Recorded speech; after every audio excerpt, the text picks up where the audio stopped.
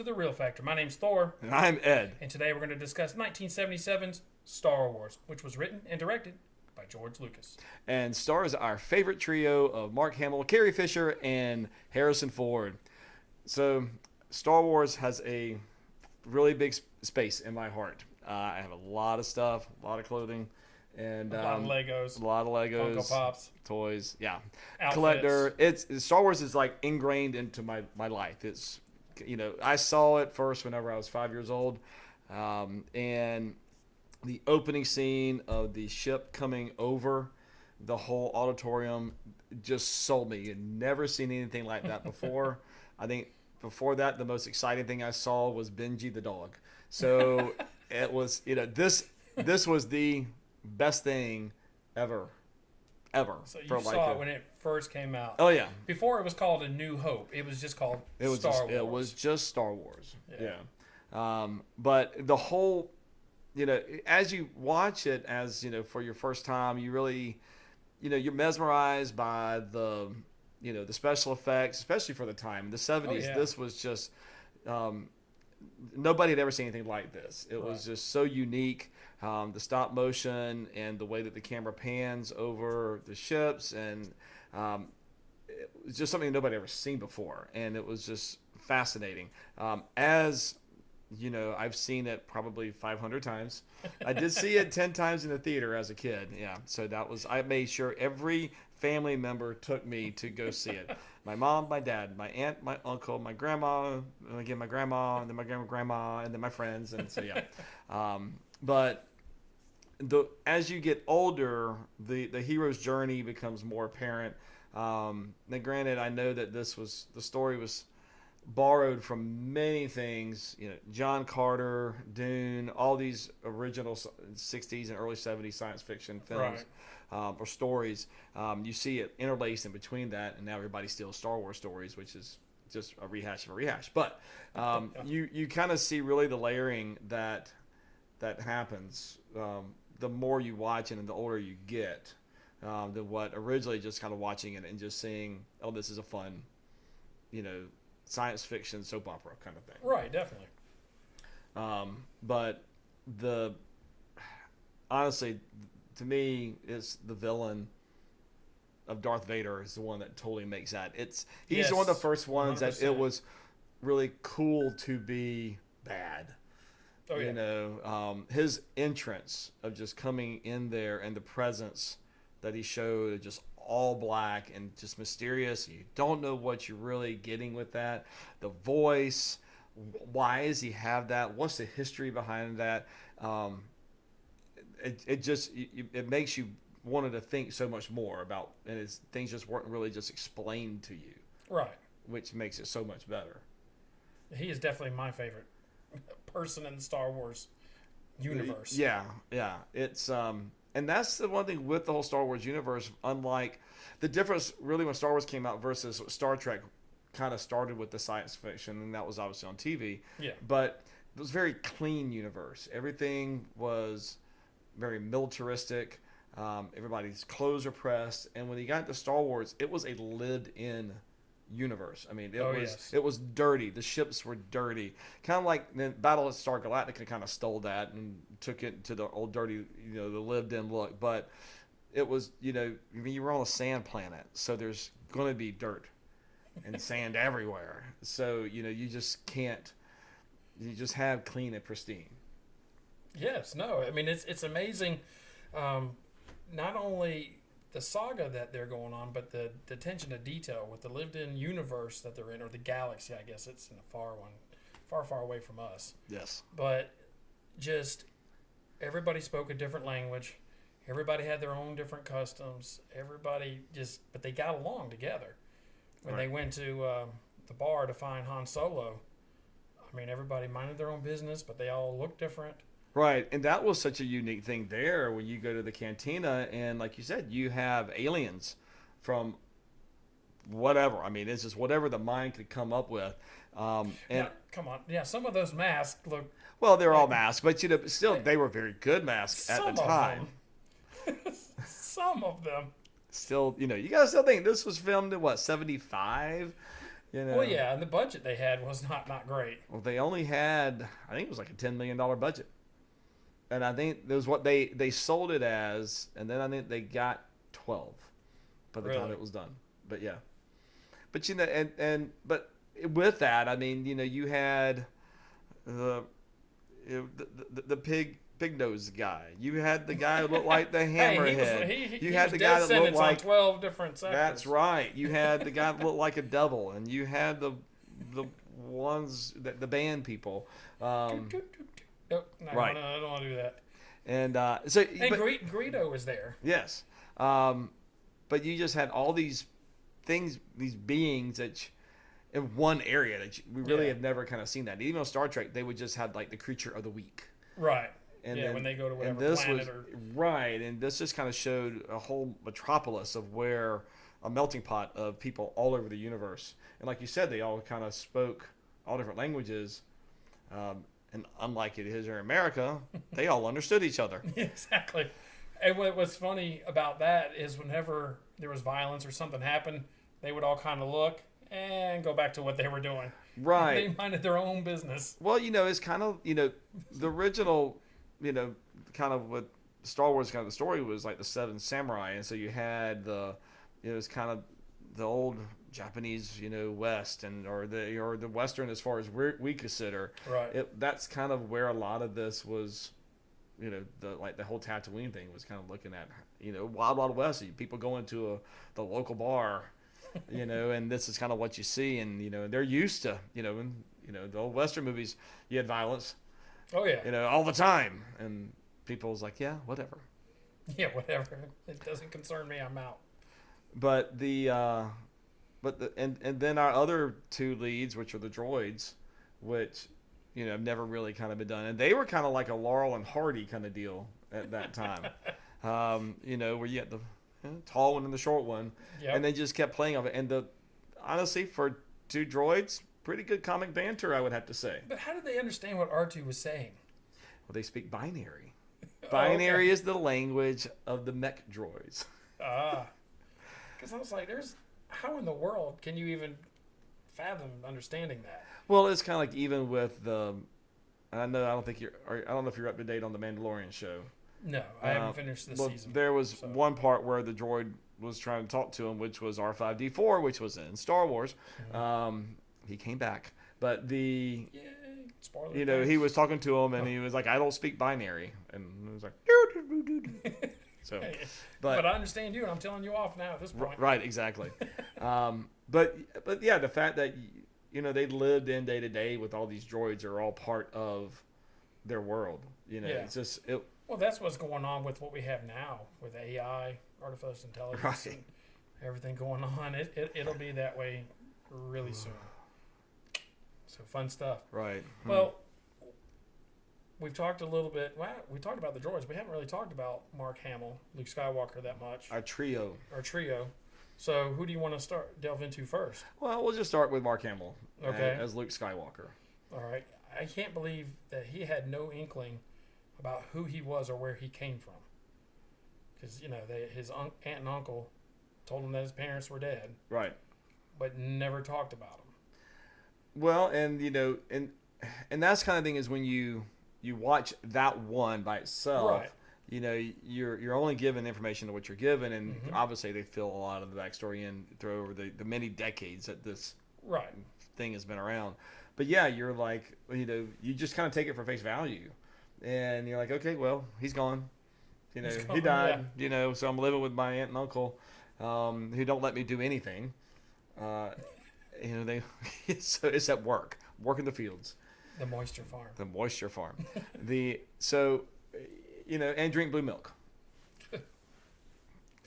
But you know, when he meets Obi-Wan or Ben Kenobi, what a nice. I don't know. It's like a pseudonym or a fake name. I'm not Obi-Wan Kenobi. I'm Ben Kenobi. Well, that was his twin name. brother. His name was Hyde. Yeah, exactly. Yeah. I have no relation. You know, the Kenobis are like Smiths. They're everywhere. There's Kenobis over there. He was a Jedi like your father. Oh, and he just like doesn't start questioning what Jedis really are, or. Well, I wasn't trying to pick the movie apart. Yeah, yeah. It was like. I would have had a lot more questions. But I guess you're trying to pack so much into such a small. You're still trying to pack so much in, and Luke was very much of a kind of a wide-eyed, innocent kind of person. He just he kind of believed. He didn't really question a lot. I think it wasn't really until his friend, which is in the special edition as they call it, that his friend left to go to work with the rebellion, that he kind of started really questioning kind of where his purpose was in the universe, and obviously whenever his aunt and uncle were killed, it really just kind of opened up. Like, I really have no purpose here, and that's where the wise wizard, takes you under his wing, and let's lead you to your true purpose. Exactly. Well, I mean, and usually, Ben Kenobi told him, you need to be a Jedi. It's like, I don't know, because I know I'm going backwards yet forwards. We're talking about little Anakin, who he had special abilities, and was able to do certain things or figure stuff out. And I'm like, why couldn't Luke do that? He was his son. It's like, you would have had some kind of inkling that you had some special powers. Maybe at that time in the story. I mean, a lot of this, obviously there's, you try to make the connections from where they have progressed the story to kind of where, what you've done with an original first film. Right. But if you never, I mean, it's just like Princess Diaries. If you never knew you were royalty, were you ever going to act like royalty? Am I supposed to admit I've seen that movie or not seen that movie? Oh, okay. You have a daughter. I know you've seen it. I've only seen the second one twice. Yeah, really. But we'll talk about Carrie Fisher as Princess Leia here in a minute. But I do think, because his uncle, we're talking about Luke Skywalker, his aunt and uncle die. Okay, I want to become a Jedi now. It's like, okay, that was your catalyst. It's like, you should have felt this tug. And I think he always felt a tug, because he was always kind of looking to the skies and looking beyond the horizon to kind of see where was his purpose in life. I can only imagine. I mean, we're here on Earth, obviously, Terra in some universes. It's like, we look up to the stars and we wonder what's out there. Is there anything out there? I don't know what you believe or whatever, but is there other civilizations out there? In this universe, they knew. Yeah. So here he is, just a moisture farmer's helper. I would definitely be questioning, is this all my life is? Right. Is this all I'm going to do? And I think he always was, but I think his uncle knew his past, which we don't know. Right. But and honestly, for a small role that's probably only in there about 5 minutes, I think you see that he is really trying to suppress any energy or desire to go and do more with his life. I need to keep him here and protect him. Yeah. But once that's gone, and then Luke realizes that there is more to the universe than just sitting here, that there is this battle going on with oppression. Yeah. Aunt Beru says he's a lot like his father. Right. Oh, yeah, that's what I'm afraid of. And maybe he really hated the blue milk, and he was like, I need to get away from this, and let's see what's out there. Maybe we'll try the green. So, do you want to go into more about that? No, we can go ahead. Let's go on to or Han Solo. Let's go on to Carrie Fisher, Princess Leia. Okay, I got a trivia question. Ooh. I don't know the answer. I'm asking. So, she tells R2, or telling Obi-Wan Kenobi, she records it, get this information to my father on Alderaan. Right. Who was her father? Because we know who her father is from other stories. It's her adoptive father, which is Bail Organa. See? Okay, I didn't know that. Okay. Yeah, he is. This is his thing. My shirt, Ferris Bueller, that's mine. So, yeah, okay. So I didn't know that. Okay. Yeah. So the backstory is that they were, you don't know at that time that they are brothers or sisters. What? No, I'm just kidding. And you don't find that out until Return of the Jedi. This is my first time watching this movie. What? I think our friendship would be over if that was the case. Wait, there's more than one movie? There's a sequel? Oh, Lord. Christmas special. We could do a whole podcast on that one. All right, so let's talk about Princess Leia. How she's what, is she a senator? I can't remember now. So she is a senator. Yeah. And she's the spunky one. Mm-hmm. You know, the one that has leadership abilities, but as obviously been captured, and they need to rescue the damsel in distress.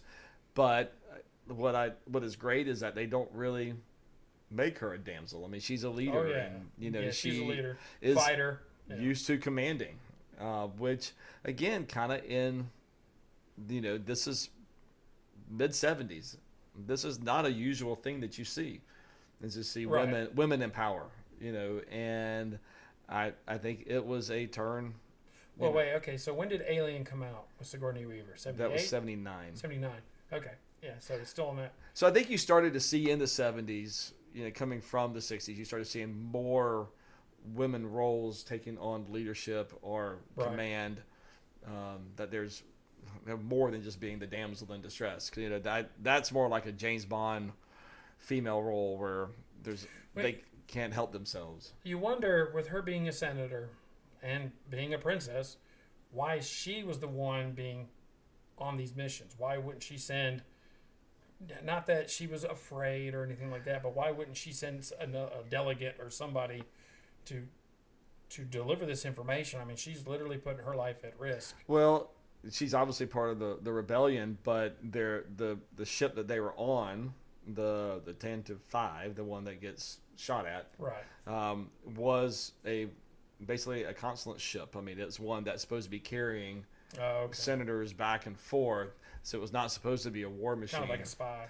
Yeah. Exactly. It's kind of more what they were doing, and obviously the best part of it is if you've seen Rogue One, you kind of see that whole thing about how they got it and started chasing them. I gotta interrupt and tell you, I am so disappointed in future weapons, because I don't care if it's Guardians of the Galaxy, whether it's Star Wars, whatever it is, they have the technology to do whatever they want to do. But when it comes to firing lasers at ships and people, they can't hit anything. Can't hit anything. And I'm like, we have guided missiles now that can hit a window in a house 4,000 miles away. Yeah, well, that's always been the joke of Star Wars, that the stormtroopers can't shoot anything. Now, wait a minute. Obi-Wan Kenobi told Luke when they went to the burned out Jawa thing, oh no, only Imperial stormtroopers can shoot this accurate. They got lucky. Yeah, maybe they were aiming at something else, and that's what they did. So maybe he was making a joke all along.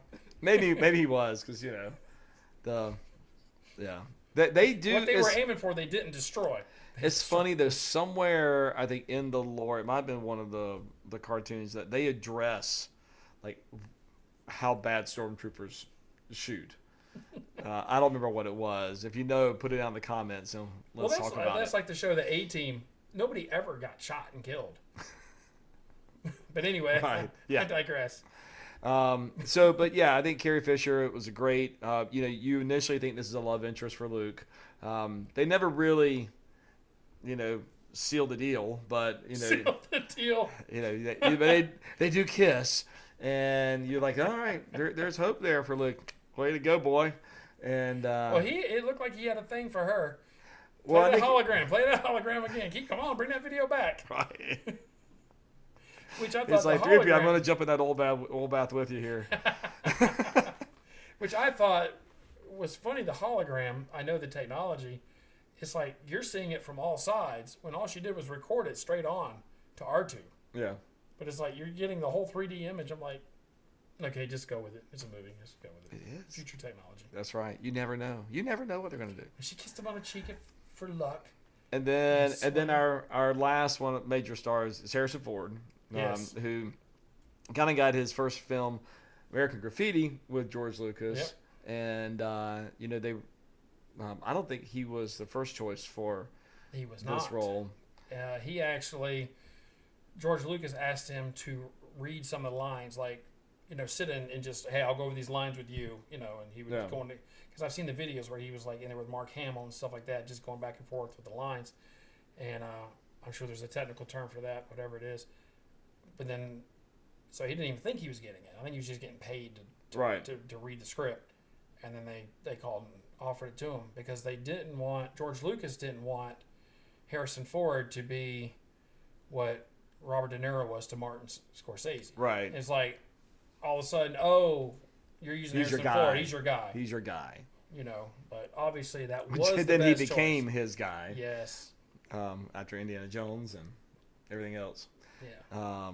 Again, for that one, not really going to be Indiana Jones. It's be Tom Selleck, but Harrison Ford was like the swashbuckler. He was kind of the suave guy who's just. I was gonna say that's who I identify with, but when you said suave, I don't know. I've got a little Harrison Ford, Han Solo action figure on my desk. So, yeah. It'd be a little bit creepier if you had a Harrison Ford. You change out his outfit every day, make it a Indiana Jones. I really like this one for the Mosquito Coast. But yeah, and it's funny though because everybody loves the Han Solo character. Yeah. Except Harrison Ford. He didn't hate it, but he just never could identify with this character. He loved Indiana Jones, but he did not like. And really? in fact, he wanted them to kill off Han Solo in Jedi. Like when they put him in the carbonite, he wanted that to be the end of it. That's crazy. Yeah, and but yeah, I just think that's hilarious. But again, his arc of coming from not wanting to understand or believe to kind of becoming a believer and helping everybody out. Right. At the very last minute. You're talking about overall. Yeah. Yeah. Okay. Yeah. For this film. Oh, I thought you meant like. Well, no, because overall, at the end of it, when he's in the Millennium Falcon and he's talking about the Force and he doesn't believe in whatever that religion is and this and that. Oh, right. Yeah, okay. But then you fast forward to future films. Well, but you fast forward to the end of that movie where he starts to take it in because even whenever he tells Luke whenever he's getting ready to leave, hey Luke, may the Force be with you. Even though it was kind of like, all right, I'll just go ahead and say it. But you can tell that he's starting to buy into their purpose and their mission to try to. He sees the oppression. He also was trying to act cool. Hey man, may the Force be with. Luke Skywalker should be like, look, you can't really say that. That's only something Jedis can say to each other. So, yeah, exactly. All right. Go ahead. What? No, so I was going to say, the other bit of this movie, it's got great special effects. We're not even going to go into that. It's just there. But to me, the music, the score by John Williams, is what makes this movie. Honestly, I've listened to that score so many times. I can give you the dialogue. I can recite the dialogue. I know this is extremely nerdy, but hey, this is my mantra. That's why you're listening to this podcast anyway. But I know like the dialogue score, like the dialogue cues from the score. It's really or you put the score on, I can picture what's going on in the movie because it's. Do you have the record? Of course. Okay. I do. I have. If you don't, I will give it to you because I have it. I have it. Yeah, I have all the original. Mine's signed LPs. by R2D2. Is it? It's just got a scratch on it. I'm just kidding. Too bad he scratched the LP and he can't play it anymore. He drove over it. I have very few Star Wars things, unlike you, which is fine. But I was like, if you didn't have that, I was going to give you my copy of it. So, but anyway. Yeah. But it did win an Academy Award for score, and I just the original, the Luke's theme. The Star Wars fanfare is just so iconic. You can do that anywhere. And a special plug for my movie, Ferris. John Williams, the Star Wars theme is in Ferris Bueller's Day Off. Exactly. Always got to tie it in. So why do you think with Darth Vader, if we can touch on him, why did they use James Earl Jones' voice but have David Prowse, inside the costume. Well, Prowse had a tall stature. He was extremely tall. He was a British actor, but he also had a very British voice. Oh, okay. So there are some. Oh, you know what? I did hear that video where he did it, or somebody else did it. There's some video out there of his voice doing the scene as they're filming it. It's terrible. I mean, it's hey, give it up to him for trying. Well, here's what you got to think about. We know it as as James Earl Jones, right? The way he's doing it, and we love it. So then you go back and you hear this guy doing it, and you're like, "That's horrible." What if it was reversed, and all you heard for 2 or 3 decades was David doing it, and all of a sudden you hear James Earl Jones going, "Well, it could have been this," and you're like, "Oh, that's horrible. What are you talking about?" It could have been, yeah. But they made the right choice. The casting director worked out this time. Yes. But yeah, and I just wondered if James Earl Jones got like upset that he wasn't in the movie. I mean, actually, he's probably more known for Darth Vader than David is. Oh yes. So I mean. Oh yes. It's just like Mandalorian with just the guy whose voice. Why did it just? Oh Lord. Why did it just go out my? Anyways, I don't know. but yeah, it'll come to me in like a second. We also know that Lucas never could sit still with his movies and was always tinkering with them, and he created a special edition. Yes. And then kept making things more, and love it or hate it, there are some good things and some bad things that they do with special editions. A lot of CGI with this one. They put Jabba the Hutt in there, Boba Fett in there. They've got these different creatures. I don't even know the names of them. Looks like they're from the Clone Wars that are in different scenes. Well, the worst part of the special editions is the one where, and I get that they were trying to make Tatooine or Mos Eisley look more like a bustling city. Right. And they would just have the creature just walk across the front of the screen. Right. And I'm like, come on, we can do better than that. The one aspect of it that I did like, because the original one, it would have, you could see the little squares that they composited the shots of like the ships moving. Right. And you could see that. So they cleaned all that up. And I think that looks nice. Yeah. But the rest of it, I could do without it. I could do without. I don't need it. So if you have... it'd been so long since I'd seen it before we started filming, recording, whatever. And I was like, I forgot Jabba was in there. And he's like, no, he wasn't. I'm like, what? So, I feel bad, but... And then I'm like, well, that's right, but Boba Fett, I saw him. Nope, he wasn't in there either. I'm like, right. Dang it. Yeah. Because I got excited. I told my daughter, I was like, look, Boba Fett's right there. Nope. Shows what a loser I am. Pedro Pascal. Okay, yeah. I don't know why, but yeah, Pedro Pascal. Sorry, you can slap my wrist later. So we need to finish this up. Yes, but sir. My favorite scene, and then we'll go over yours. Okay. My it's all the Death Star trench run. Really? Yeah, I mean it's just 15 minutes of just nonstop. They just took that from Top Gun, exciting. Maverick. No, I'm just kidding. It went back in time. Anyway, go ahead. Sorry. No, I mean it's just it's you have the stakes, and they just keep upping the ante each time, and they, because the heroes just keep dwindling down to nothing. Oh yeah.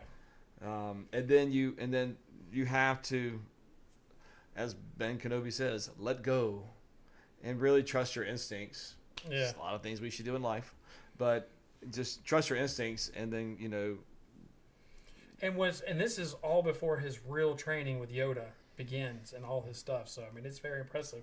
But why would you build such a massive Death Star and go, you know what we need? We kind of need a self-destruct button. If somebody's lucky enough to answer that, come down this one thing. I mean, did you not see Rogue One? No. No. No. So they answered that question. Okay, they answered the question. Okay. Yes. You know what? For the sake of this, we'll go watch it, and be done with Go it. watch Rogue One. And so, I guess I should have done my homework. So anyway, my favorite scene, which is kind of funny, is when they're breaking Princess Leia out of the prison or the jail cell, whatever, and they're doing all this stuff, and they have the little fight in the control room. And Harrison Ford, he gets on the thing. He's like, everything is normal. Everything's fine. Yeah, he just changes his voice. Yeah, we just had this problem. But no, we're good. How are you? And it's just like... So Who is this? What is your operating number? Yeah, then he shoots it. Instead of just not talking, he just shoots it. But Yeah. And my other part real quick is whenever Greedo comes to him and in the cantina, Yeah. and they get in a little arguing thing, and then they shoot, which adds another thing in the special effects. Again. Which, Harrison Ford or Han Solo shoots Greedo. Han shoots first. Yeah, but in the other thing, they give that little shot. Now, Greedo, even with the special effects or special edition, he's 3 feet away. No. How do you How miss? do you miss? How do you miss? Yeah. But, it is what it is. So Yeah. anyway, those are mine. So, Yeah. No, I agree. I think those are great. And that's one thing you talked about with the Han Solo thing, the humor. There Yeah. is and this is what got progressively worse in the series was the humor. But in this one, the humor was done very well. Yeah. I think very subtly. It was not overt. But as they went through it, the humor gets more forced. And, I got one more thing. Can we touch on it real quick? Yeah. George Lucas did not even show up for the premiere.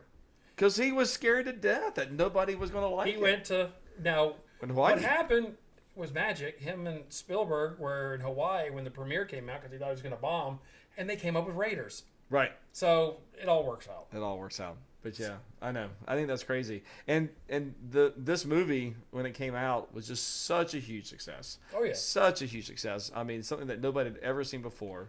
The franchise it spawned, the toys it spawned. I mean, the cereals, the everything. And that's The one careers of these people. thing. Again, I can go on and on, but the whole merchandising, like Merchandising. Well, George Lucas sold the rights to Canon. Star Wars, but yeah. then he told him like he would do that, but then he had the rights for any type of merchandises Yeah. would all be his, which was a genius. I mean, he made a ton off of that, and then because he wrote the other ones and directed those, they're still his baby, and so he did not make the same deal. Oh no. Next But time. then, because merchandising, real quick, is so poignant with this because when Mel Brooks wanted to spoof it for Spaceballs, Yeah. George Lucas said, "Okay, fine, but you can't have any merchandise." Right. So then they spoofed that in the movie as well. Right. Yes. Exactly. But anyway, so let me ask you, what is your real factor grade between 1 and 5? So for this one, because this is still is right here in my heart. It's not my favorite Star Wars movie, so I'm gonna give it a 4.75, Well, okay. which Wow. what is that, like a 95 anyways? Still an A, people. Still an A. We're gonna grade on a curve here, though. Right. Well, then I'll go lower, just for fun, just to jab in there. I'll say it's 4.5. All right. I don't know why. I'm just doing that. Yeah. It really is an awesome. Do you have a Amazing favorite movie. Star Wars film? Me? Yeah. I like Empire Strikes Back. See, that's my favorite. Yeah. That's my favorite. I think Empire's better. And I know why they put him in Carbonite to actually kind of write him off because he only signed a 1-movie deal. The other two, Carrie Fisher and Mark Hamill, signed a 3-movie deal because he didn't think it was going to last and this and that. So he's like, just kill me off. I'm not happy, whatever. But, Yeah. it's awesome. Look how it goes. All right. So what are your thoughts? This today is releasing on May the 4th. Star Wars Day. May What the did you do 4th today be with you. for Star Wars Day? Write your comments below. Tell us what you thought about Star Wars. Was it an iconic movie for you? Did you watch it where'd you first watch it? Would you watch it in the movie theater? Did you watch it at home on VHS? Did you just watch it on Disney Plus last week? Let us know, and then we'll see you next time on The Real Factor.